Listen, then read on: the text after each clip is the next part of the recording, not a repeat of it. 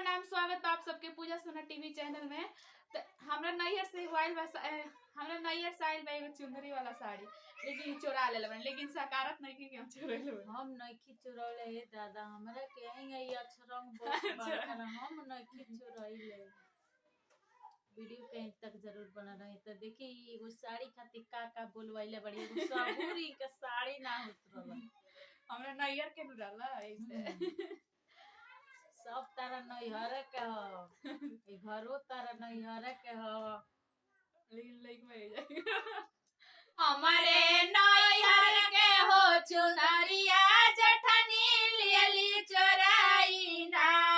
हमारे नैहर के हो चुनरिया जठनी लियली चोराई ना।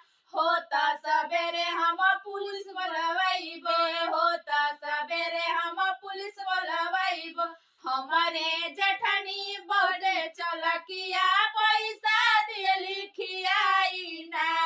हमारे जठनी बड़े चलकिया पैसा दियली खियाई ना।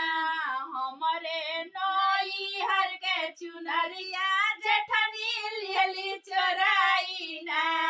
हमारे नैहर के चुनरिया जठनी लियली चोराई ना। होता दुपहरिया पंचायत बैठइबे, होता दुपहरिया पंचायत बैठइबे। हमारे जठनी बड़ी लड़किया रोई रोई बतिया बनावे ना। हमारे जठनी बड़ी लड़किया रोई रोई बतिया बनावे ना। हमारे नैहर के हो चुनरिया जठनी लियली चोराई ना। हमारे नैहर के हो चुनरिया जठनी लियली चोराई ना। होता ही साजिन के नैहर बताइबो, होता ही साजिन के नैहर बताइबे। सब कोई कहे हई चोटिनिया, सब कोई हई चोटिनिया साड़िया लियली चोराई ना।